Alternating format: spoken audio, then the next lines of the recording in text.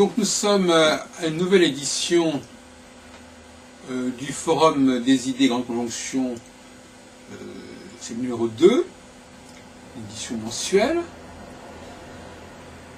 Donc nous avons rassemblé bien entendu toutes sortes d'articles qui ont circulé depuis un mois, auprès d'un certain nombre de correspondants qui nous ont répondu. Un point sur lequel je crois qu'il est bon d'insister cette fois-ci, c'est le fait que ce qui est important, ce n'est pas l'événement, mais son interprétation. Et que l'astrologue peut prévoir l'interprétation qui sera faite des événements, beaucoup plus que les événements eux-mêmes. Ce qui permettra une certaine homogénéité, puisque, en dépit de la diversité des événements, les interprétations convergeront. C'est-à-dire que les modes de comportement, les solutions proposées, les remèdes proposés seront du même ordre. Et ça permet effectivement une recherche statistique, une recherche quantitativement significative, qui ne serait pas possible si l'on devait se perdre dans la diversité même des situations qui se présentent.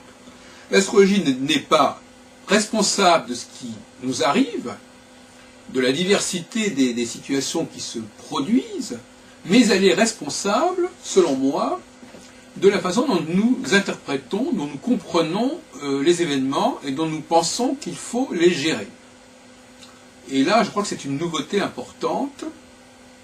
Une autre nouveauté que nous apportons dans ce forum des idées, c'est le fait que l'astrologie s'inscrit dans une discipline plus large qui est que j'ai appelé l'anthropochronologie, l'ACL, et qui englobe toutes les tentatives de structurer le temps et de se servir du temps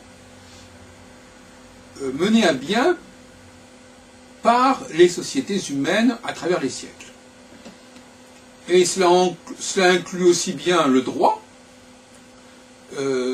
qui, au niveau constitutionnel, au niveau du calendrier des élections, au niveau du calendrier civil, puisque vous savez que, d'une certaine manière, même les mois, la durée, les mois faisaient partie de la vie juridique. La durée des contrats, la durée des engagements, le droit ne peut pas se démarquer de la question du temps. Tout comme la psychologie ne peut pas se démarquer de la question du temps, et notamment dans la question de la sexuation, la différence entre l'homme et la femme, c'est, selon moi, selon mes travaux, qui ne sont pas astrologiques, que c'est par rapport au temps que l'homme et la femme se distinguent. C'est l'un étant plus dans un rapport au temps qui commence, qui s'initie, et l'autre dans un rapport au temps qui s'achève, qui aboutit, qui se termine. Donc là aussi, nous avons des déterminismes qui vont au-delà des événements eux-mêmes. C'est-à-dire que l'homme ou la femme vont proposer des solutions qui sont moins liées à la réalité de ce qui se présente à eux qu'à une certaine programmation qui les amène à être en faveur d'une certaine façon d'appréhender les choses, quelles que soient ces choses.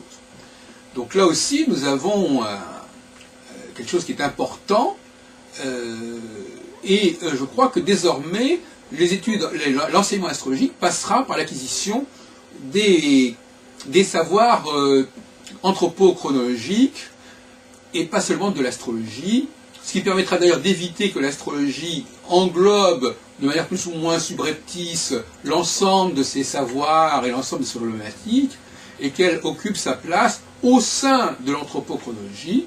Et j'ai bon espoir que cette discipline que je propose de constituer de l'anthropochronologie, et qui engloberait bien entendu aussi les arts divinatoires, le prophétisme, la linguistique, qui ne peut pas non plus être séparée des questions de passé, présent, avenir, j'ai bon espoir que tôt ou tard, une chaire d'anthropochronologie se mette en place dans une université ou dans un collège.